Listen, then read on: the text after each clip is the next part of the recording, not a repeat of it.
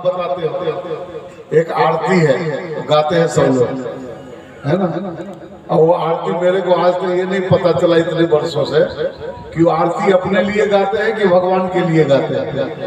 ओम जय जगदीश हरे प्रभु जय जगदीश, भक्त जनों का संकट दास जनों का अब क्षण में दूर करे। ओम जय जगदीश, अपना कष्ट तुम्हारा क्षण में दूर करे। भगवान भले बीमार पड़ जाए, भगवान का कष्ट नहीं। ये अपने लिए गा रहे हो आरती की भगवान की आरती उतार रहे हो, किसके लिए गाते हैं? और फिर कहेंगे आगे और बहुत सब में जितना लाइन है ना, सब में अपनी अपनी बात है। माता पिता तुम मेरे शरण कहो मैं किसकी, स्वामी शरण कहो मैं किसकी, तुम बिना और न कोई, प्रभु बिना और न कोई। अब क्या आएगा? आस करो किसकी, ओम जय जग। फिर कहते हैं विषय भी, लास्ट वाला, विषय विकार मिटाओ पाप हरो देवा। बोले भले आपके ऊपर पाप चले जाए, मेरा पाप तो दूर हो जाए। अपनी अपनी अपनी मतलब की बात सब कह देते हैं। ये आरती अपने लिए गा रहे हो कि भगवान के लिए? मेरे यही समझ में नहीं आया आज तक, है ना। और फिर कहेंगे तन मन धन सब अर्पण सब कुछ है तेरा। अच्छा तेरा है तो लाओ 500 रुपया निकालो, कथा चल रही है, निकालो फलो। तो बोले गुरु जी तो हो गया। कष्ट ऐसे मिल जाता है, विषय विकार ऐसे मिल जाता है। भगवान को फुसला रहे हो, भगवान इतने फुसलाने वाले नहीं है। भगवान देखो क्या ठाठ में बैठे। हाँ 50-60 हजार का माल पहले ले लिए हैं भगवान, और तब आगे हैं कथा में। बोले आज तो दूल्हा बनना है ना, शादी करने जाऊंगा तो ऐसे थोड़ी जाऊंगा। देखो सब पैर ओढ़ के बैठे। तन मन धन सब अर्पण सब कुछ है तेरा। तो लिखाओ, रसीद लाओ भाई, रसीद कटला सबसे लो 500 रुपये, तब ना पता चले कि तन मन धन सब अर्पण। तो ऐसे गाओ, कैसे? तन मन धन सब मेरा, सब कुछ है मेरा, प्रभु पड़ोसी का भी है मेरा, तेरा मुझको अर्पण, पड़ोसी का भी मुझको अर्पण, क्या लागे तेरा। ओम जय मुन्ना के पप्पा हरे।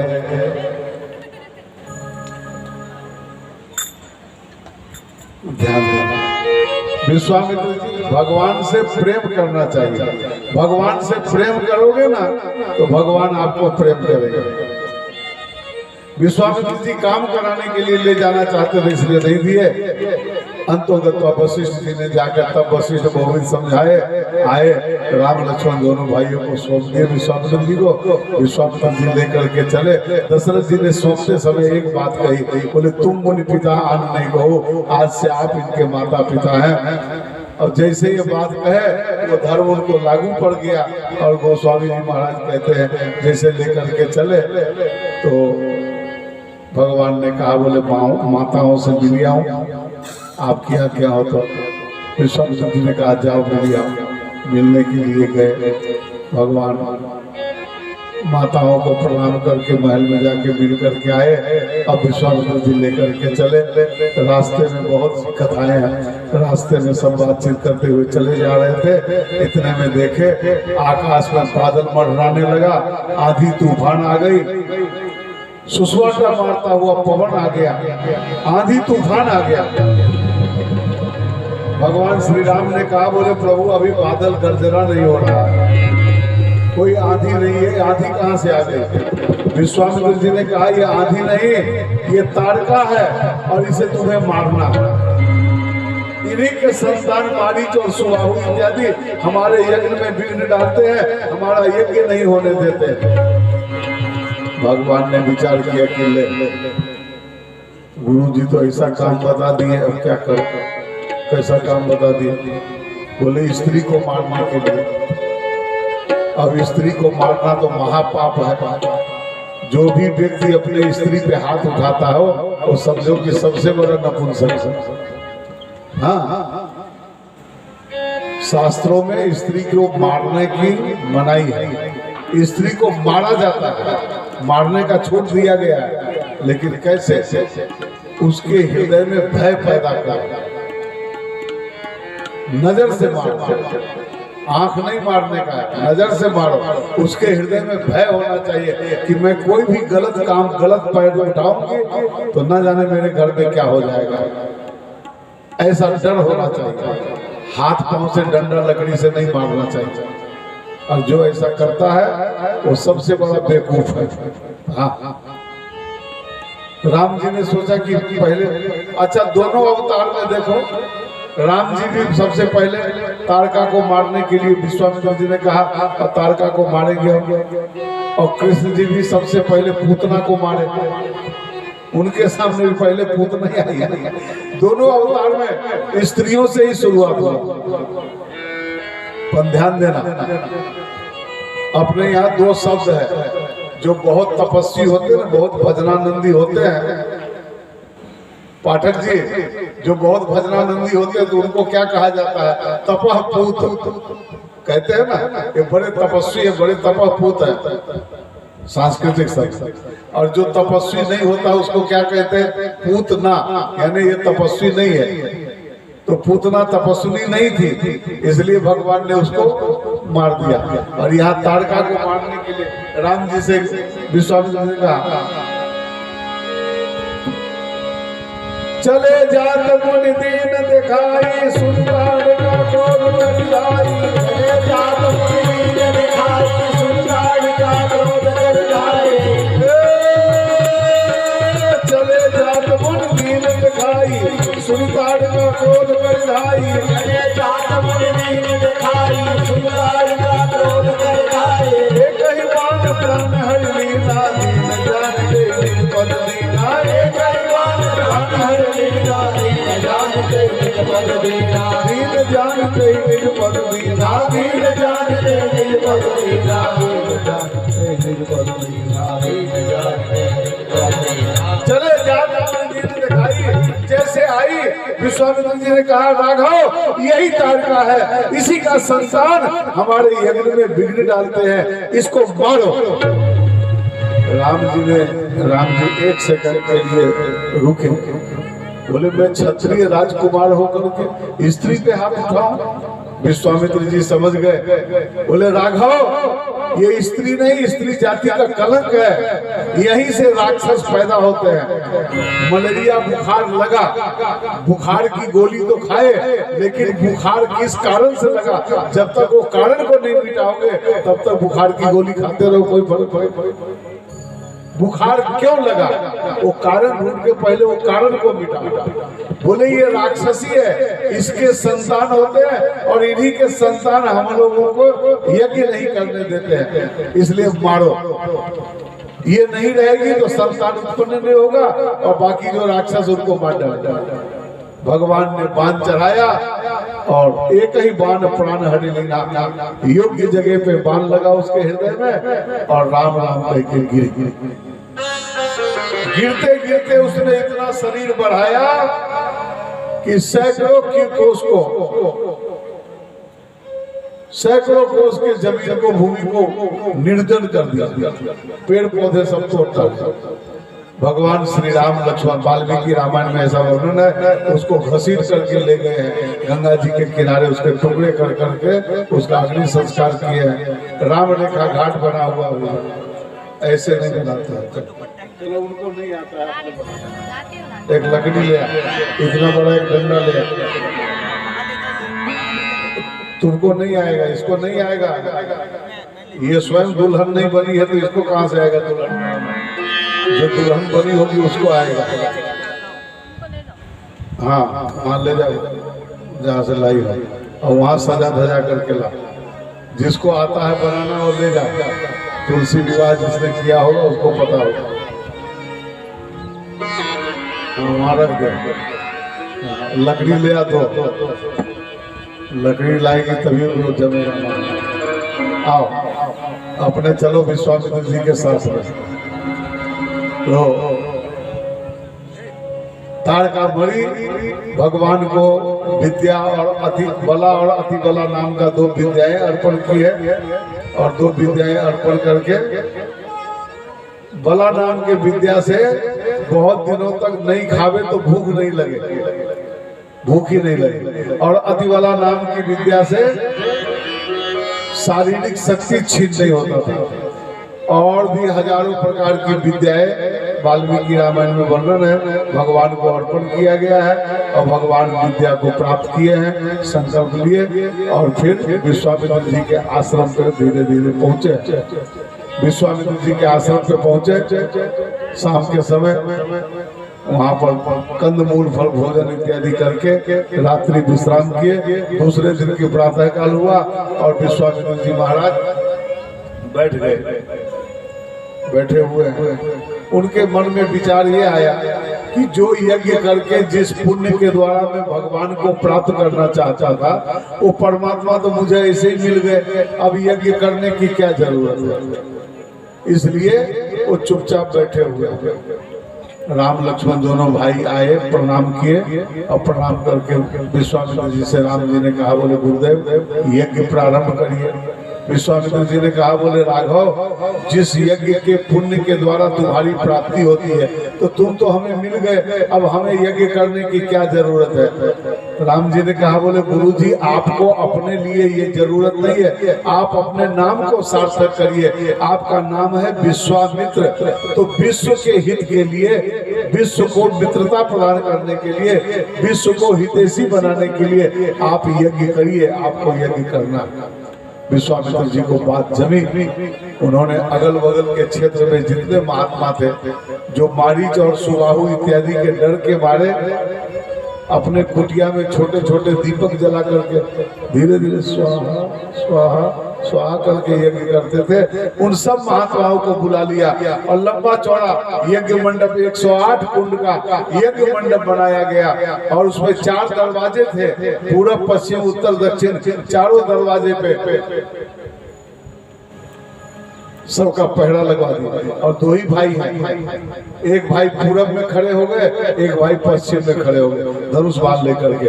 और सब महात्मा 108 कुंड के ऊपर होम करने लागे। मुनि झारी, झारी यानी समूह में सब लोग जोर जोर से स्वाहा स्वाहा स्वाहा जोर जोर से स्वाहाकार का मंत्र बोलने लगे हैं। और इतने में मारीच और सुबाहु के नाक में सुगंधित धुआं गया और उसने देखा कि विश्वामित्र बाबा ने फिर से यज्ञ प्रारंभ कर दिया, चलो इसको समाप्त करो। मारीच दौड़ता हुआ आया सैनिकों को लेकर के।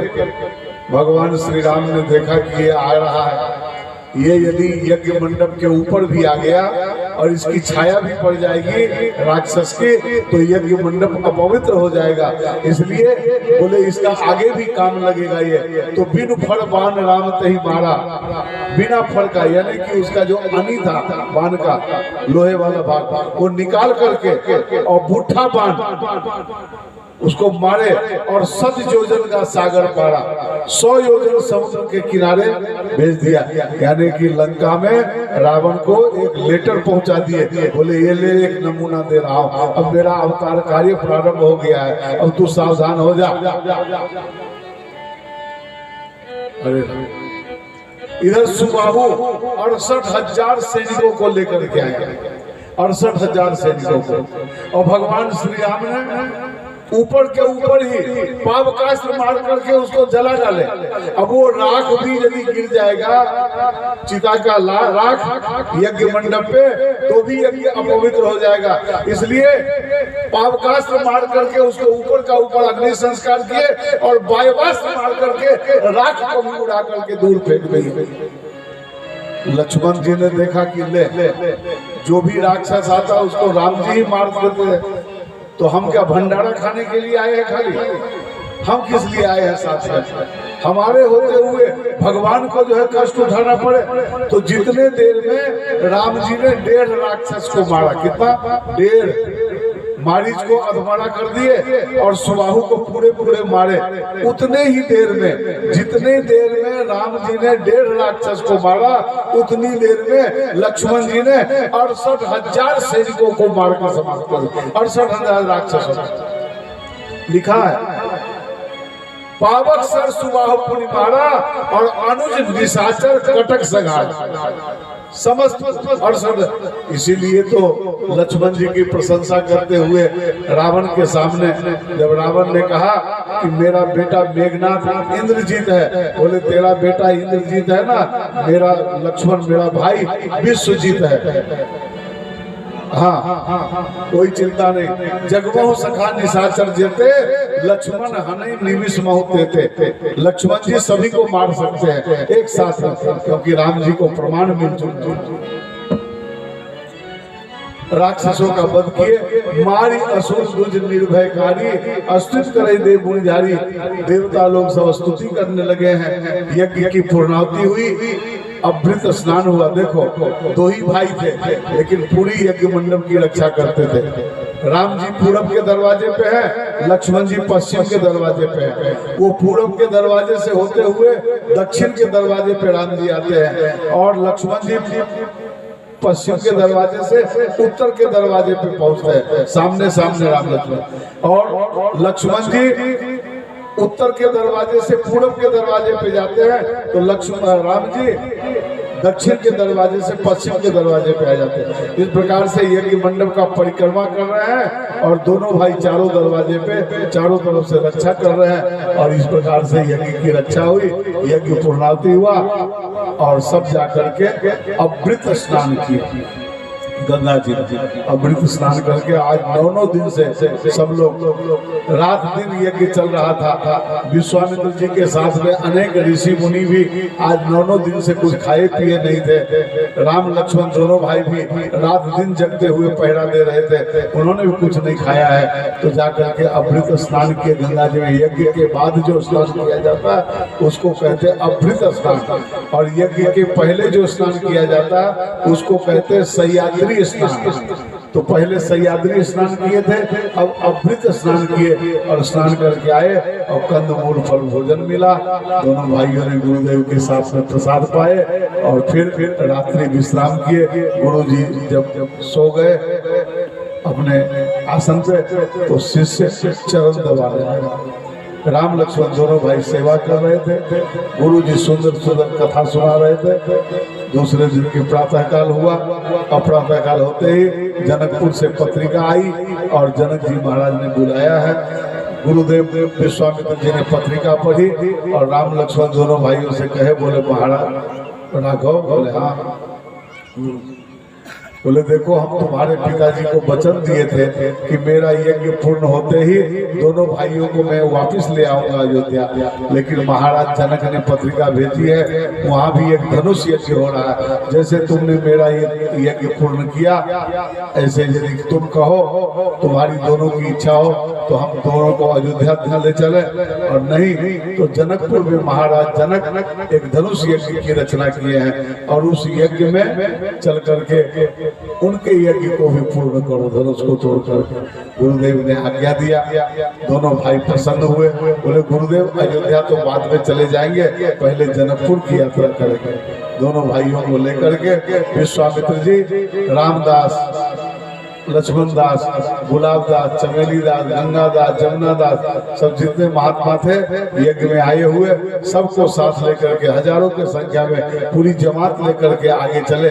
आगे आगे विश्वामित्र जी, उनके पीछे राम जी के पीछे लक्ष्मण जी, और लक्ष्मण जी के पीछे पूरी महात्माओं की जमात चल रही है और कीर्तन करते हुए जा रहे हैं। क्या श्री कीर्तन क्या हो रहा है?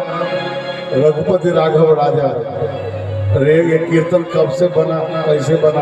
देखो, राम जी को दशरथ जी जब भी पुकारते थे ना तो कहते थे रघुपति आओ, और कौशल्या माँ जब जब पुकारती थी तो रघुपति कह के नहीं पुकारती थी, राघव आओ। तो क्या हो गया? रघुपति, दशरथ जी के रघुपति और कौशल्या जी का राघव, तो रघुपति राघव। और अयोध्या के जो प्रजाजन थे ना, वो जानते थे कि भविष्य के ये राजकुमार हैं, राजा बनेंगे यहाँ के, तो वो लोग अयोध्या वासी सब राजा राम कह के पुकारते थे। तो क्या हो गया? रघुपति राघव राजा राम। और फिर अहिल्या का उद्धार किए, वो पतित हो गई थी, अहिल्या इंद्र के साथ में पतित हुई थी, तो उसका उद्धार किए तो पतित पावन। तो क्या हो गया? रघुपति राघव राजा राम पतित पावन। और जनकपुर में जाके सीता जी के साथ में विवाह किए तो लोगों ने कहना शुरू किया सीताराम सीताराम सीताराम सीताराम, है ना? तो इस प्रकार से क्या बन गया? बोले रघुपति राघव राजा राम और पतित पावन सीताराम। तब लोगों ने कीर्तन किया और यही कीर्तन करते हुए चले जा रहे। रघुपति राघव राजा राम पतित पावन सीताराम। बोलो रघुपति राघव राजा राम पतित पावन। अच्छा, ये कीर्तन जो है ये तो कई वर्षों से आप लोगों को आता है और करते भी होंगे, है ना? लेकिन जैसे मैंने समझाया ऐसे पता था नहीं, पता था ना? कब पता लगा? कथा में आए तब पता लगा ना, और अभी पता लगा ना। तो ऐसी बहुत सी बातें जब तक समझोगे नहीं ना तब तक समझ में नहीं आता है बात। इसलिए आओ, रघुपति राघव राजा राम पतित पावन सीताराम। बोलो रघुपति राघव राजा राम पतित पावन सीताराम। सीताराम सीताराम बजु प्यारे मन सीताराम। सीताराम सीताराम बजु प्यारे मन सीताराम। राजा राम पतित पावन सीताराम। जय जय रघुपति राम राजा राम पतित पावन सीताराम।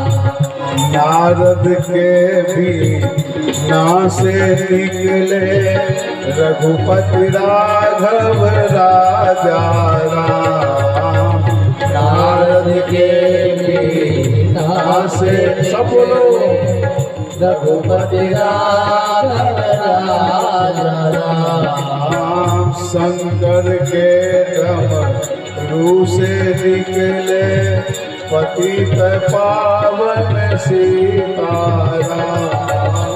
शंकर के डमरू से निकले पतित पावन सीताराम। जय जय रघुपति राजा राम पतित पावन सीताराम। जय जय रघुपति राजा राम पतित पावन सीताराम। इस प्रकार से कीर्तन करते हुए सब लोग पहुंचे। आगे देखते हैं, गौतम नारी श्राप वसु फल देह धर धीर, चरण कमल रज चाहती कृपा करो रघुवीर। एक सुंदर आश्रम दिखा, वहाँ कोई बड़े खगमृग नहीं देखे, राम जी ने कहा, बोले गुरुजी ये निर्जन वन में ये शांत आश्रम किसका है और ये शल्या के रूप में कौन पड़ी हुई है? देखिए शल्या के रूप में कौन पड़ी हुई है? विश्वामित्र जी ने कथा सुनाई। बोले देखो सतयुग में एक ऋषि हुए जिनका नाम था गौतम ऋषि, और गौतम ऋषि की धर्म पत्नी थी अहिल्या। ब्रह्मा जी ने पूरे ब्रह्मांड के सौंदर्य को इकट्ठा करके और एक ऐसी सुंदर स्त्री का निर्माण किया। ब्रह्मा जी देख उसका निर्माण किए और निर्माण करके इतनी खूबसूरत वो बन गई कि उसको स्वयं ब्रह्मा जी आलिंगन करने के लिए दौड़े। उनके बेटे ने, ब्रह्मा जी के पुत्रों ने, नारद इत्यादि ने कहा, बोले पिताजी ये क्या कर रहे हैं? ये तो आपकी अपनी पुत्री है, आपने निर्माण किया तो आपकी बेटी कहलाएगी और बेटी को आप आलिंगन करने जा रहे हैं। तो ब्रह्मा जी घबराए, बोले मेरी गलती हो गई। वहां सब देवता लोग आए, 33 कोटि देवता वहां पर इकट्ठे हुए और सबके मन में था कि स्त्री रत्न हमको मिल जाए, हमको मिल जाए, हमको मिल जाए। इंद्र तो सामने से कह भी दिया, बोले महाराज ब्रह्मा जी ये स्त्री रत्न हमें प्रदान कर दिया जाए, मेरे इंद्रासन का शोभा बनेगा, स्वर्ग की अप्सराओं के साथ में रहेंगे। ब्रह्मा जी ने कहा नहीं, तुम्हारे पास में अनेकों अप्सराएं हैं, मैं तुम्हें नहीं दूंगा। उसी समय उसी सभा में गौतम ऋषि एक तरफ ध्यान लगाए बैठे थे। उनको कोई अहिल्या के सौंदर्य ने आकर्षित नहीं किया कि किसी देवता की आवाज ने उनको आकर्षित, वो ध्यान लगाए बैठे थे। उनके ध्यान को देख करके ब्रह्मा जी की दृष्टि गई। ब्रह्मा जी ने कहा कि ये इनके मन में कोई कामना नहीं है, मैं इनको अहिल्या दूं। जैसे वो अहिल्या को लेकर के चले कि गौतम ऋषि उठ करके वहां से कमंडल लेकर के चल दिए, अपने आश्रम पे आ गए। कहा?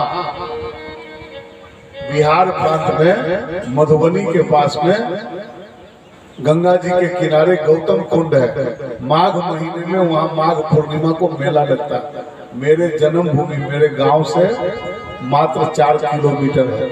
मैं बचपन में कई बार गया हूँ और जहाँ पर अहिल्या का उद्धार हुआ ना, वो जगह भी मेरे गांव से पास में ही, मेरे जन्मभूमि से। वैसे एक गौतम ऋषि का आश्रम इधर भी है। कहा?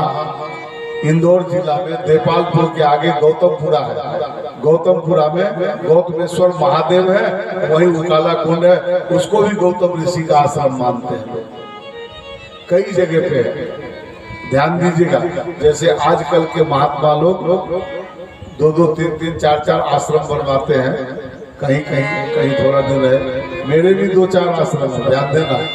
हाँ, खाली डाकोर में नहीं रहता। एक पंजाब हिमाचल के बॉर्डर पे, वहाँ डलहौजी के पास में एक आश्रम है, जिस गांव का नाम है धुनेरा। एक यहाँ मध्य प्रदेश और राजस्थान के अंदर सज्जनगढ़ है। ये आपके लिमली झालोद के आगे सज्जनगढ़, भिलकुआ के पास सज्जनगढ़ में एक नीलकंठेश्वर महादेव है। वो भी मैंने स्थापना किया। वहाँ कमरे वमरे भी बनाए, हॉल भी बनाए, सत्संग हॉल, रसोई घर सब बनवा दिया। लोगों के मन में यह था कि गुरुजी बनवा रहे तो यहाँ रहेंगे गुरुजी, और मेरे मन में भाव ये जगह, मैंने वहाँ कथा किया। पैसा बहुत आ गया, लगभग 2-3-4 लाख रुपया आ गया। तो मैंने सोचा कि मेरे को तो रुपया चाहिए नहीं था उस समय, अब तो चाहिए, क्योंकि अब तो डाकोर में बन रहा है ना, निर्माण कार्य चल रहा, तो लगाना पड़ता है डाकोर में। उस समय ऐसे अटैची लेके घूमा करता था, तो मेरे को जरूरत नहीं था। तो मैंने सोचा कि ये क्या करूँगा, पैसा ले जा करके यहीं बना देते हैं। तो वहाँ मैंने बना दिया। तो लोगों ने सोचा कि जो है गुरुजी यहाँ रहेंगे, तो खूब लोगों ने और मदद किया, तो खूब बढ़िया से बना दिया। मार्बल वार्बल सब लगा करके, लाइट पंखा सब लगा करके, और फिर मैंने वहाँ वास्तु करके चल दिया। लोगों ने गैस का चूल्हा, कुकर, फलाना ढिकाना, जो भी रसोई का साधन होता है ना, सब ला करके दिया मेरे को कथा में। हाँ, कन्यादान में दहेज में दिया, सब मैं वहीं रख दिया हूँ। मैं डाकोर कुछ नहीं लाया, अभी भी सब है। कभी कभी जाता, जो भी साधु संत जाते हैं वहाँ रहते हैं, खाते पीते अपना आनंद लेते हैं। तो एक आश्रम मेरा वहाँ है। तो ऐसे जो है ना कई, और डाकोर में तो परमानेंट है।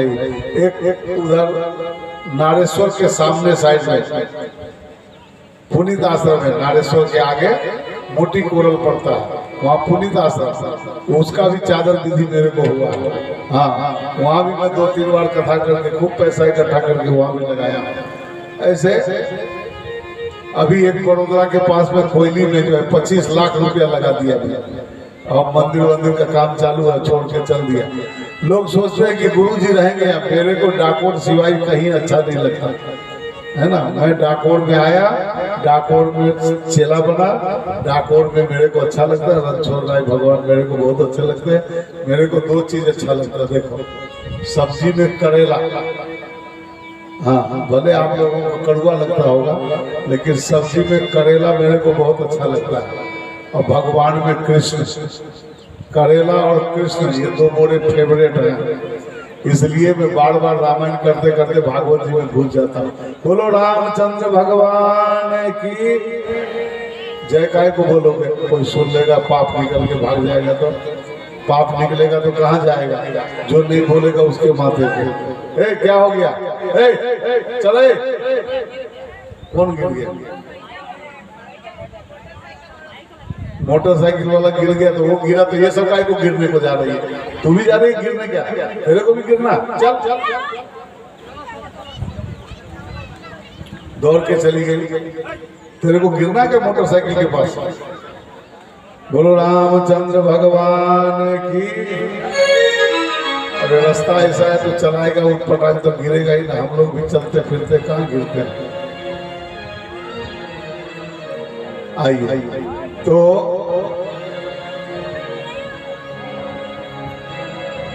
विश्वामित्र जी ने कहा, बोले ये गौतम ऋषि का आश्रम है और अहिल्या यहाँ रहती थी, और अहिल्या के साथ में इंद्र ने छल किया, चंद्रमा मुर्गा बना, और इस प्रकार से चंद्रमा को साथ लेकर के इंद्र ने छल कपट किया।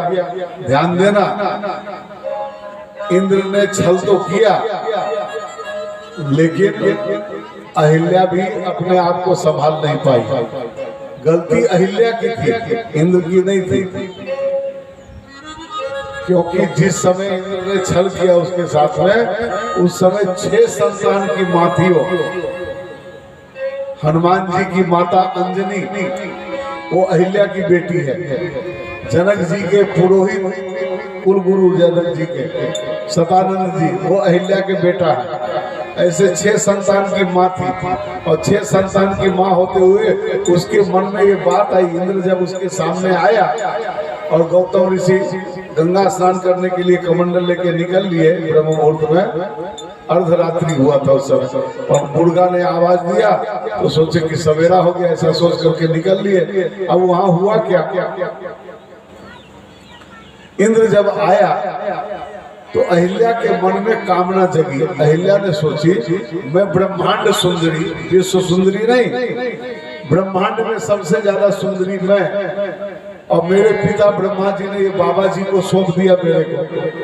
और विश्व, उस समय गौतम ऋषि इतने तपस्वी थे कि ब्रह्मा जी जब अहिल्या को लेकर के आए, ध्यान दीजिएगा, अहिल्या की कथा सुनने लायक है। अहिल्या जैसी तैसी नहीं है, प्रातः स्मरणीय है। पंचकन्या में उसका नाम आता है अहिल्या, पहले सबसे पहले आता है अहिल्या, द्रौपदी, तारा, कुंती, मंदोदरी तथा पंचकन्या स्मरे नित्यम, नित्य स्मरणा, प्रातः काल में स्मरण किया जाता है उसका। अहिल्या कोई खराब नहीं थी, ध्यान दीजिएगा।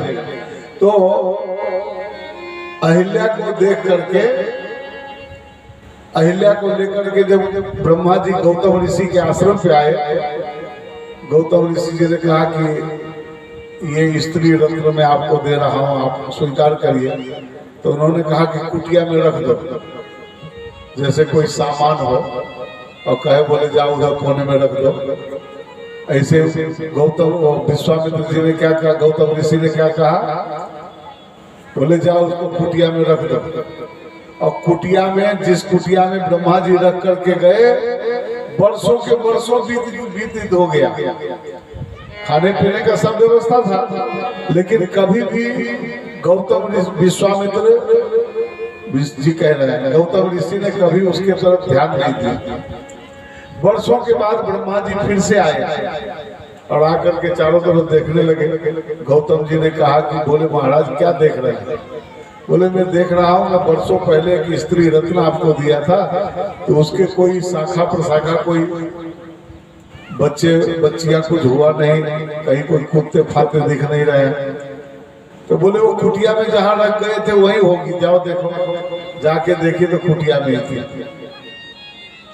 इतने नेस्टी ब्रह्मचारी थे गौतम ऋषि उस समय के ऋषियों में, ध्यान दीजिए। अब ब्रह्मा जी ने ला करके स्त्री पुरुष के भेद समझाए गौतम ऋषि को, और उसके बाद समझाने के बाद जब चले गए तो 6 संतान की मां बनी, और 6 संतान की मां बनने के बाद इंद्र आकर के उसके साथ में छल किया।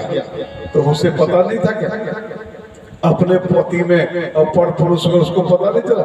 लेकिन उसकी गलती ये थी अहिल्या की कि अहिल्या के मन में आया मैं ब्रह्मांड सुंदरी, और मेरे पिता ब्रह्मा ने मेरे को ऐसे बाबा जी को सौंप दिया जो मेरे को देखे ही नहीं, कभी मेरे तरफ ही नहीं देखे।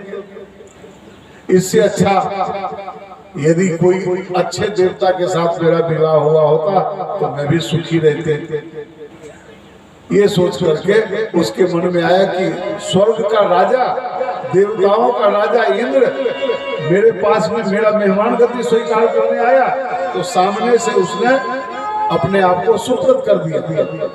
इसलिए गौतम ऋषि जब आए गंगा जी में गए जल भरने, कमंडल में जैसे जल भरने लगे, गंगा जी ने आवाज दी, बोले गौतम तुम स्वयं भी नहीं सोते हो और दूसरे को भी परेशान कर दो। गौतम जी ने कहा कि माँ मैं तो ब्रह्म मुहूर्त में आया हूँ, नित्य कर्म के अनुसार मैं रोज आता हूँ इस समय। बोले नहीं तुम्हारे साथ कोई छल हुआ है, अभी तो अर्धरात्रि है। तो गौतम जी ने ऊपर दृष्टि किया तो देखे अभी ध्रुव तारा यहीं पर है। तब जाकर के जो है अपने आश्रम से आए तो चंद्रमा बना था मुर्गा, वो भगा, जैसे भगा तो मृग चर्म से उसको मारे। आज भी चंद्रमा में वो दाग पड़ा हुआ, और चंद्रमा को श्राप दे दिए कि 15 दिन तुम घटोगे, 15 दिन तुम बढ़ोगे, शुक्ल पक्ष में बढ़ोगे और कृष्ण पक्ष में घटोगे। तो आज भी 15 दिन वो 6 रोग लगता, घटता बढ़ता रहता है। और इधर इंद्र को श्राप दिए कि जिस छिद्र के लिए तुम इंद्र लोग छोड़ करके ऋषि कुल को अपवित्र करने के लिए आया, जाओ तुम्हारे पूरे शरीर में छिद्र छिद्र हो जाएगा। तो पूरे शरीर में इंद्र को छिद्र ही छिद्र हो गया। अब इंद्र जाकर के कमल के नाल में छिप गया, और इधर अहिल्या को श्राप दिए कि तुझे अपने पति में और दूसरे के पति में तुम्हें कुछ फेट नहीं मालूम पड़ा, तुम अपने कामना के अंदर तू जड़ बन गई, तो जा तू आज से शल्या हो जा। ध्यान देना, गौतम ऋषि ने श्राप दिया। कई लोग कहते हैं अहिल्या पत्थर की हो गई, पत्थर की नहीं हो गई, पत्थर जैसी जड़ हो गई, पत्थर नहीं हुई। कई लोग कई बच्चियां धमाल करती है ना, तो माताएं गुस्से में आके कहते हैं तेरी बुद्धि पत्थर की हो गई क्या? तो ऐसे अहिल्या को श्राप दे दी कि तू शल्या जैसी हो जा। अब वो कुटिया में वहां पर गौतम ऋषि फिर वो आश्रम छोड़ के चले गए। वो विदेश में जाकर के आज जहाँ गौतमालय है, गौतमालय में जाकर के रहने लगे, वहाँ कुटिया बना करके रहने लगे, वो आश्रम छोड़ दिए। और वहां पर तो आज विश्वामित्र जी ने राम जी को एक कथा सुनाई। बोले राघव ये गौतम ऋषि की पत्नी अहिल्या है, इसको चरण छुआ। और राम जी ने विचार किया कि ये ब्रह्म ऋषि ब्राह्मणी, ब्राह्मण पत्नी, और मैं क्षत्रिय राजकुमार, मैं इसके माथे पे पैर रखूंगा, मुझे पाप लगेगा। पिताजी ने हमको भेजा विश्वामित्र जी के साथ में पुण्य करने के लिए, ऋषियों की सेवा करने के लिए, और मैं ये पाप कर्म करूं। तो रुक गए थोड़ा, तो सुंदर कथा सुना करके और फिर विश्वामित्र जी ने राघव को कहा, बोले राघव तुम चरण छुआ। राम जी ने चरण छुआए, और जैसे चरण का स्पर्श हुआ, गोस्वामी जी महाराज लिखते हैं पर सत पद पावन शोक न सावन प्रगट भई तप जसहि पर सत पद पावन सोहन सावन प्रगट भये तप खोज सही देखत रघुनायक जन सुखदायक देखत रघुनायक जन सुखदायक सन्मुख होई कर जोरी रही सन्मुख होई कर जोरी रही सत पद पावन सोहन सावन प्रगट भई तप खोज सही देखत रघुनायक जन सुखदायक सन्मुख होई कर जोरी रही प्रेम अधीरा पुलक शरीरा प्रेम अधीरा पुलक शरीरा दुख नहीं आवत वचन कही प्रेम अधीरा पुलक शरीरा दुख नहीं आवत वचन कही मैं नारी पावन प्रभु जग पावन संचरण परी।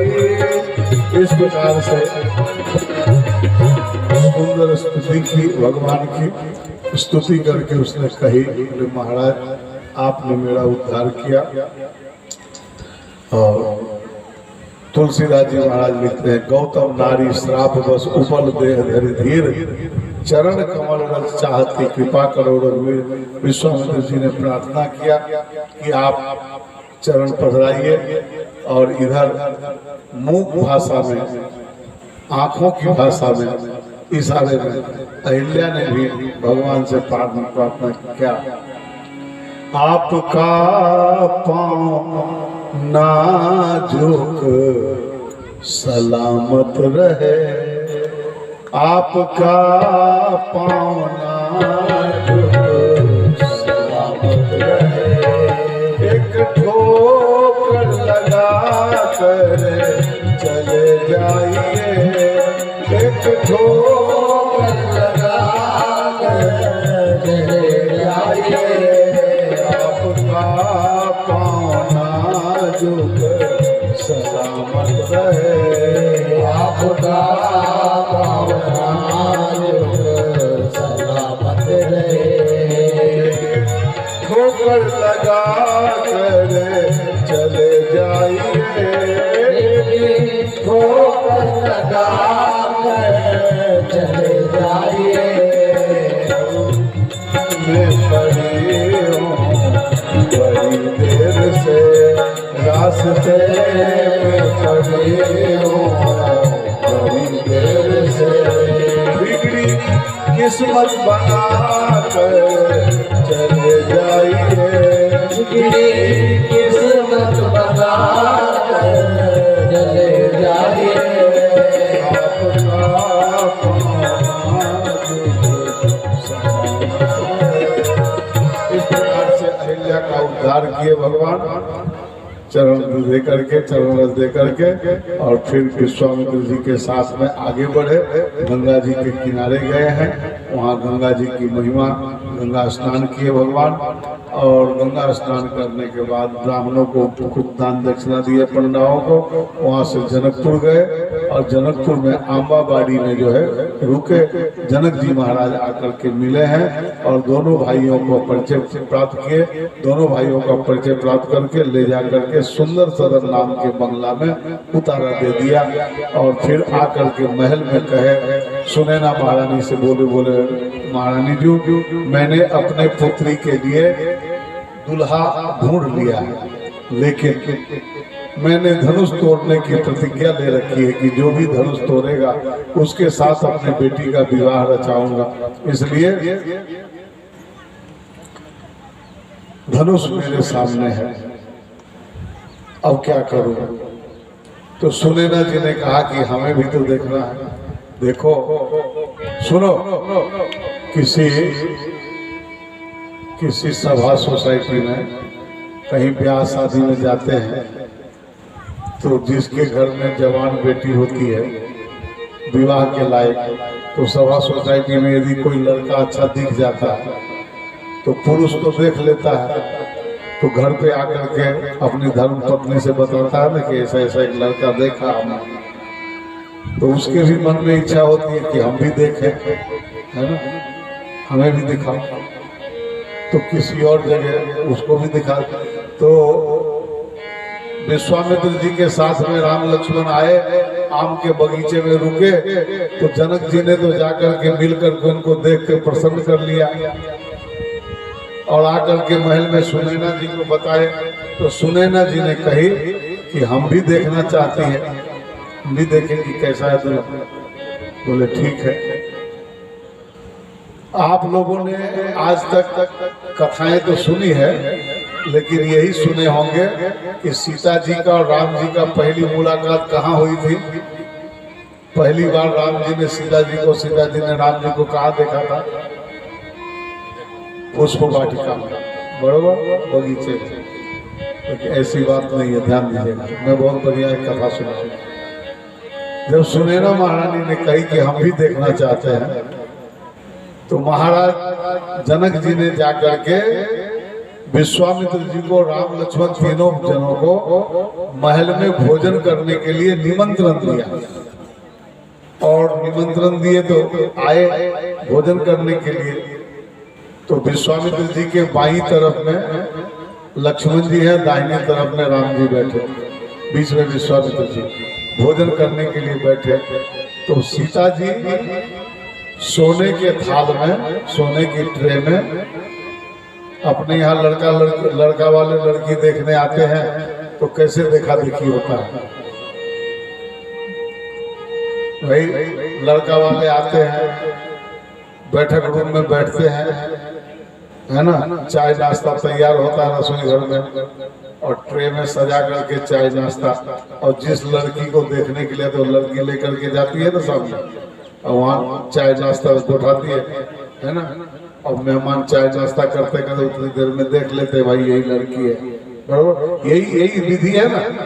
तो इसी प्रकार से विश्वामित्र जी राम लक्ष्मण को लेकर के महल में आते हैं, और वहाँ भोजन का निमंत्रण है राजा की तरफ से। खाली बंगला में उतारा दे देने से थोड़े हो गया, वहाँ भोजन के लिए निमंत्रण के लिए बुलाए। निमंत्रण करने आए तो सीता जी को सोने की थाली में शुष्कली लेकर के भेजे परोसने के लिए। अब आप कहोगे शुष्कली क्या होता है?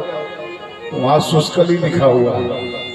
शुष्कली कहते हैं पूरी को, पूरी में हवा भरा रहता है ना, तले हो तलो पूरी हवा बन जाता है, ऐसे फोड़ो तो शुष्क देके निकल जाता है, इसलिए उसको संस्कृत में शुष्कली कहते हैं। तो सीता जी पूरी लेकर के परोसने के लिए गई, और राम जी के थाली में सीता जी परोस रही थी। तो उसी समय राम जी ने सीता जी को देख लिया और सीता जी ने राम जी को देख लिया। ये पहली मुलाकात हुआ। और जैसे दशरथ जी ने 3 विवाह किए थे, वैसे दशरथ जी के 7 विवाहों के 700 विवाहों की चर्चा है, लेकिन 3 कौशल्या, कैकेयी, सुमित्रा, 3 महारानियां हैं, 3 विवाह। तो इसी प्रकार से जो है राम जी ने भी 3 विवाह किए। हाँ, अभी तक आप एक ही चक्कर में पड़े हुए। राम जी ने 3 विवाह किए, लेकिन वो अलग अलग कन्याओं से नहीं किए। सीता जी के साथ में 3 बार विवाह हुआ। पहला विवाह हुआ पुष्प वाटिका के अंदर, राम जी ने सीता जी को देखा, सीता जी ने राम जी को देखा, एक दूसरे को नजर में बसा लिए, दिल में बसा लिए और चल दिए। और दूसरा विवाह हुआ सीता जी के साथ में, धनुष टूटा, और धनुष टूटने के साथ में ही सखियों के साथ में गई, बरमाला पहनाई, प्रणाम किया, दूसरा विवाह हुआ। और तीसरा विवाह अब दशरथ जी बारात लेकर के आएंगे और वहाँ विधिवत होगा। चलो बारात लेकर के, ढोल बोल नहीं मंगाए हो? दशरथ जी बड़े कंजूस लगते हैं, बारात लेके आ रहे हैं लेकिन ढोल बोल कुछ नहीं।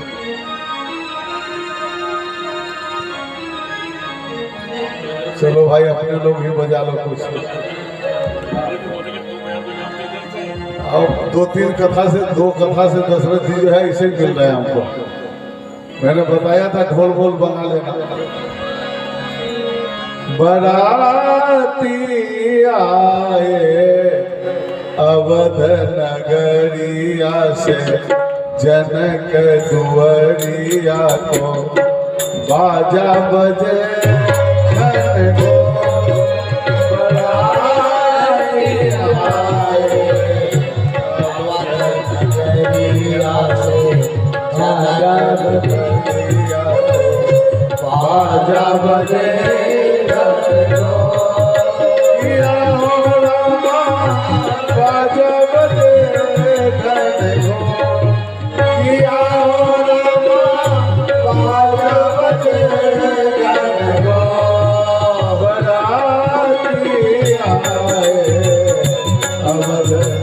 पहले राम जी आएंगे ना, दूल्हा आएंगे, फिर कन्या पधराव होगा, तब कन्या को लाना। आप लोग शादी किए हुए फिर भी आपको पता नहीं है। पहले कन्या आती है कि पहले दूल्हा को बुलाओ। बराती आए अवध नगरिया। लाइट चली गई, चालू करो जब नहीं करो भाई, मारो हैंडल।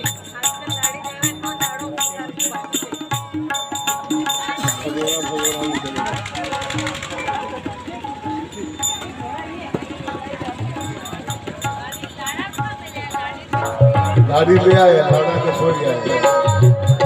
इनको बहुत जल्दीबाजी है शादी कराने की। बराती आए अवध नगरिया से जनक दुआरिया बाजा बजे। बराती आए अवध नगरिया से जनक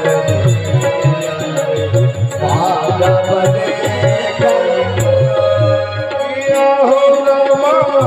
बाजा बजे घन घोर किया राम, बाजा बजे घन घोर। बराती आए अवध नगरिया से जनक दुआरिया को बाजा बजे घन घोर। बराती आए अवध नगरिया से जनक दुआरिया को बाजा बजे घन घोर। बड़े प्रेम से जनक जी ने आप बुलाओ बुलाओ, बराती कहाँ है?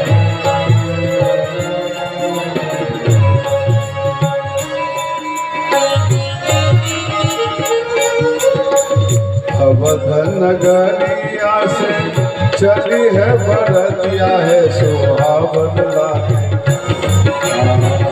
अवध नगरिया से चली है बरतिया है सुहावन लागे। जनक अवध नगरिया से चलली बरियतिया है सुहावन लागे। जनक नगरिया भैल सोर हे सुहावन लागे। जनक नगरिया भैल सोर हे सुहावन लागे।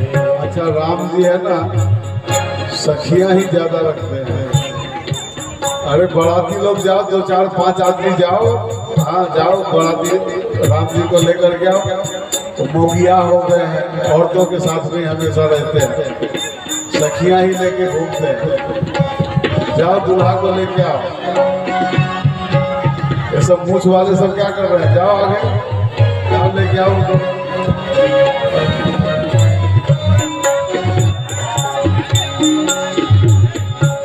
अवध नगरिया से चलली बरियतिया है सुहावन लागे।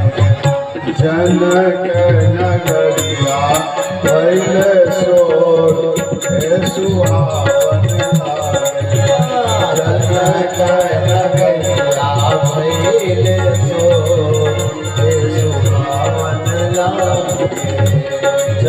नगरिया भइले सोर हे सुहावन लागे।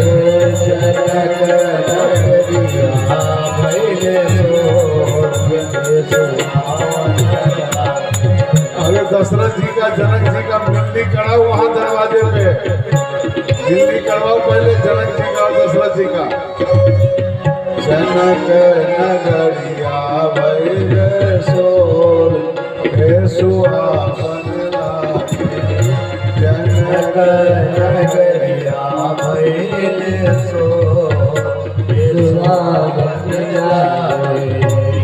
सब देवतन मिलन चल ले बरियतिया है सुहावन लागे। जनक नगरिया भइले सोर हे जनक नगरिया भइले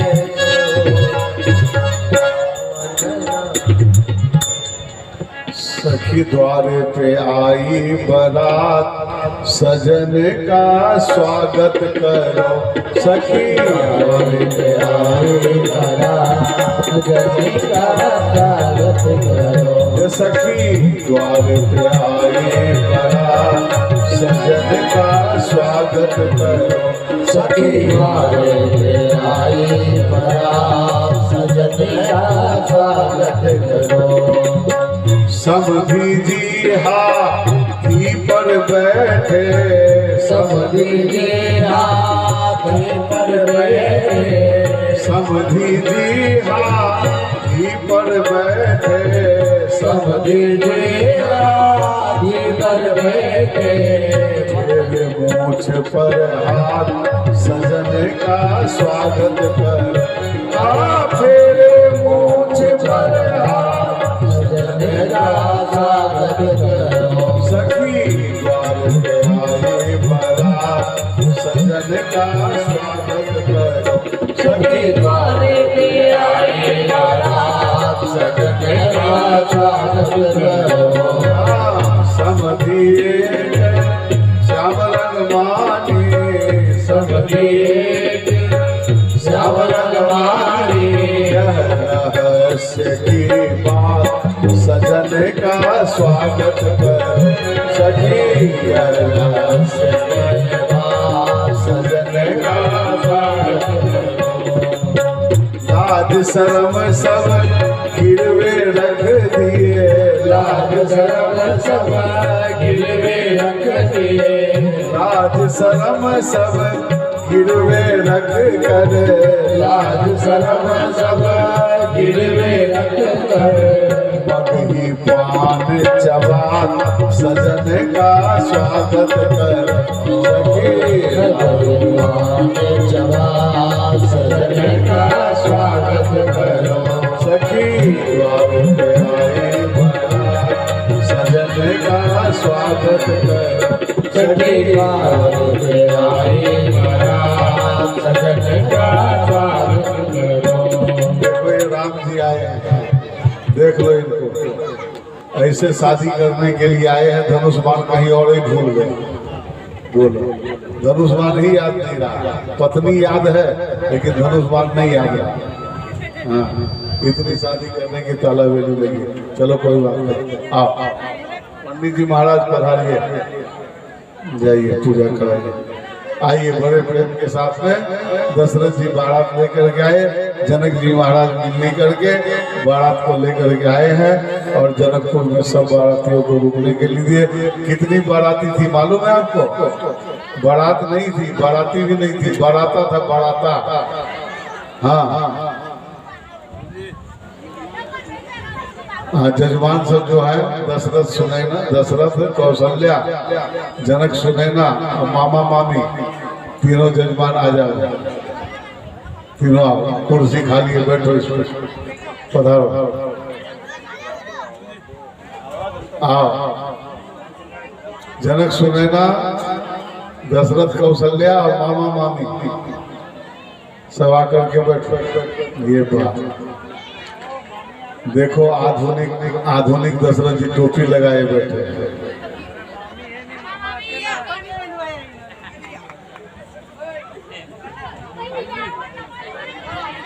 मामी कहाँ चली गई? बाजार में? हाँ, मामी गई हाट करने। भागोड़ी में तो नहीं चले गए। आ जाओ। कहाँ है मामा? कहाँ है? चलो मामा।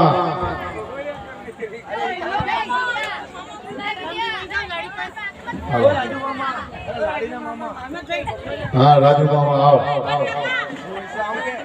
आ जाओ आ जाओ आ जाओ, मेला में मामी ढूंढ देता हूँ। आ रही है? आने दो, ठीक है। आओ आओ तो बैठो। जनक जी महाराज स्वागत करिए उनका।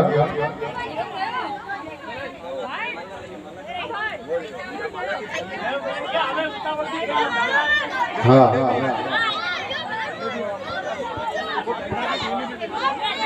ए ओ नहीं करो, हाय हुल्ला नहीं करो, गीत गाओ। सब मैं ही गाऊंगा क्या?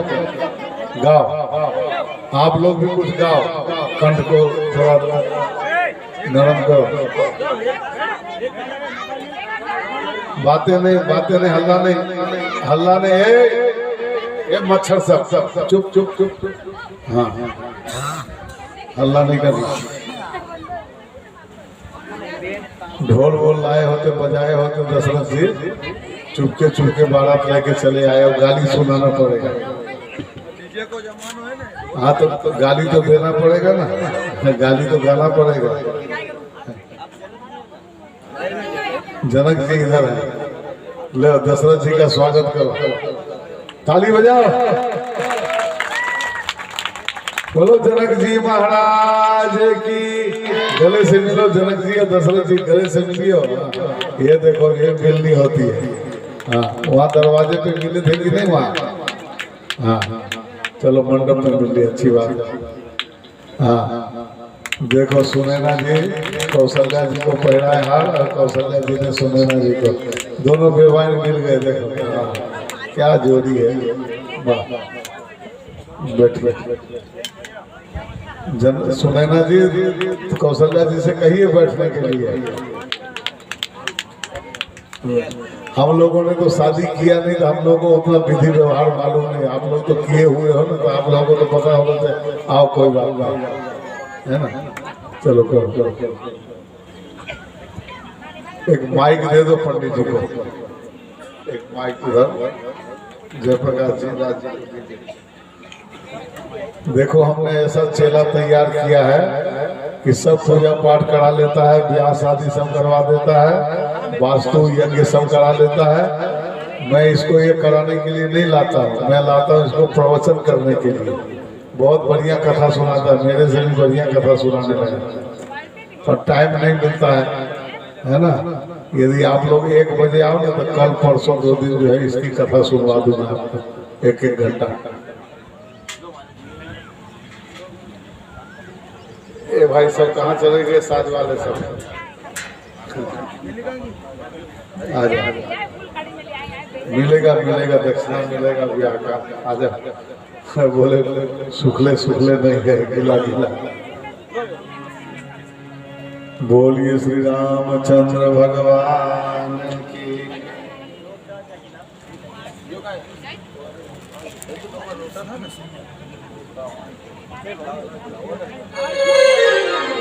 चारों दुल्हन बैठे मंडप पर।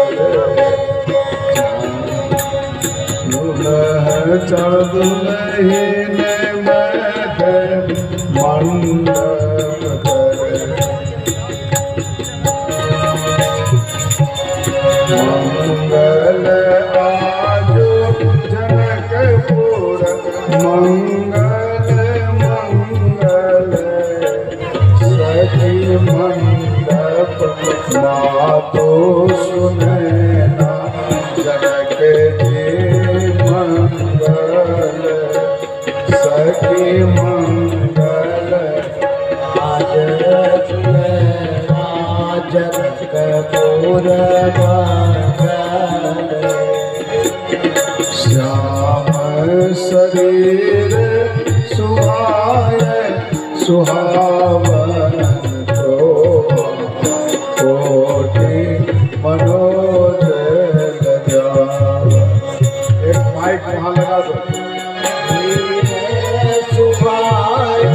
स्टैंड वाला साथ में स्टैंड वाला माइक भले ये ले जाओ नहीं तो स्टैंड नहीं होते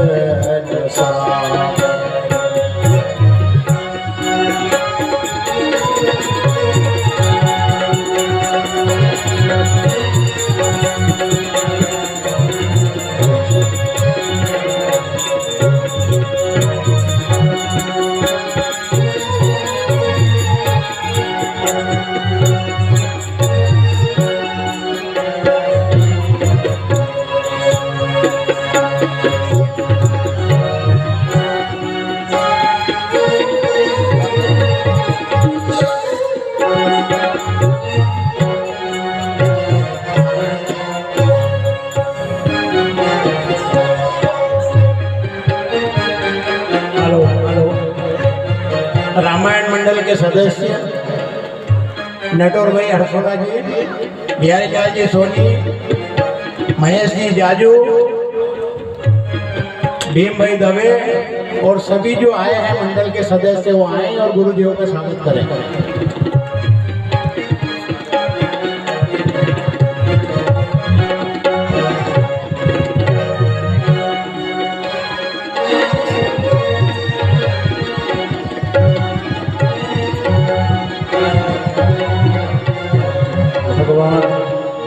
महाराज दशरथ जी बारात लेकर के आए, जनवास में उतारा दिया गया और वहां से राम लक्ष्मण दोनों भाई मिलने के लिए पिताजी को मिले हैं। गुरु वशिष्ठ जी के चरणों में प्रणाम किए और फिर दशरथ जी को प्रणाम किए। भरत जी मिले, शत्रुघ्न भैया से मिले, चारों भाई आपस में मिले हैं। और ब्रह्मा जी ने लग्न पत्रिका तैयार करके हिमऋतु अगहन मास सुहावा, अगहन मास यानी कार्तिक महीने के बाद वाला जो महीना आता है, क्वार जिसको बोलते हैं, अगहन महीने के पंचमी तिथि का पत्रिका तैयार करके पठे दिन नारद संसोई नारद जी के हाथ से पत्रिका भेजा गया। नारद जी पत्रिका लेकर के आए जनकपुर और जनक जी के समाज ने उसको देखा और तत्पश्चात जो है अब विवाह की विधि हो रहा है, इसलिए मैं अपने वाणी को जरा विश्राम दे रहा हूँ। और वो माइक भाई माइक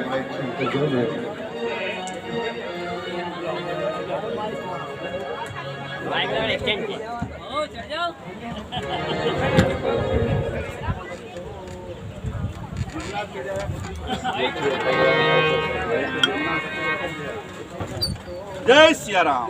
जय जय सिया राम। हेलो हेलो अरे भाई जीतू भाई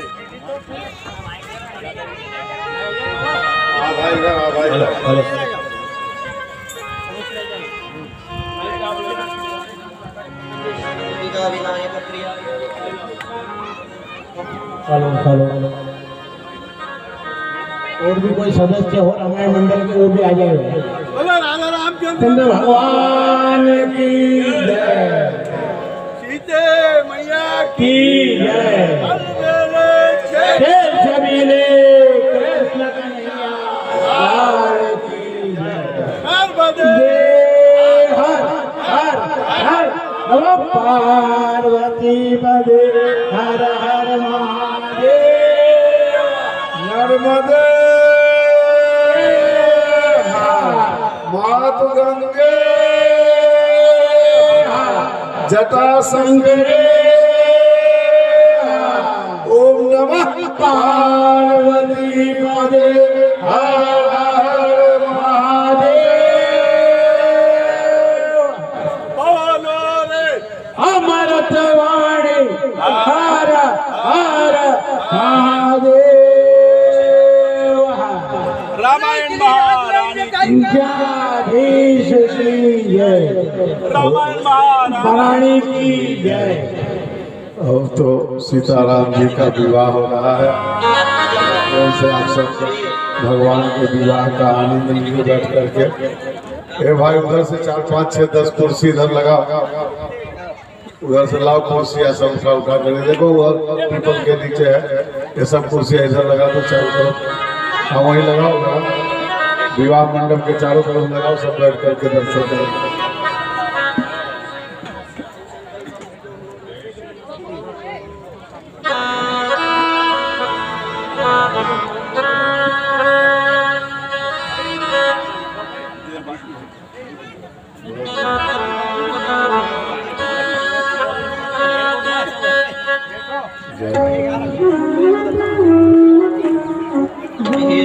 स्वस्ति न इंद्रो वृषभाः स्वस्ति न मूखा विश्ववेदाः स्वस्ति नस्तार्क्ष्या अरिष्टनेमिः स्वस्ति नो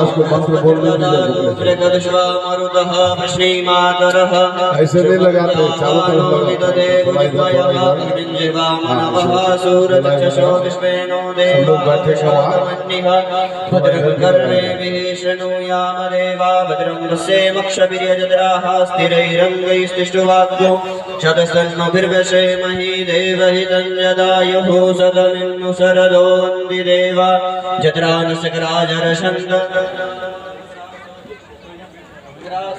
पितरो भवन्ति मानो मध्यारेरिखतायुर्गन्धो अदितिर्भ्यो अन्तरिक्षमदितिर्माता शपिता समुद्रः विश्वे देवा अदितिः पञ्चजना अदितिर्जातमरितिर्जीर्णतमं द्योः शान्तिरन्तरिक्षगो शान्ति पृथिवी शान्ति आपः शान्तियोखदयः शान्ति वनस्पतयः शान्ति विश्वे देवा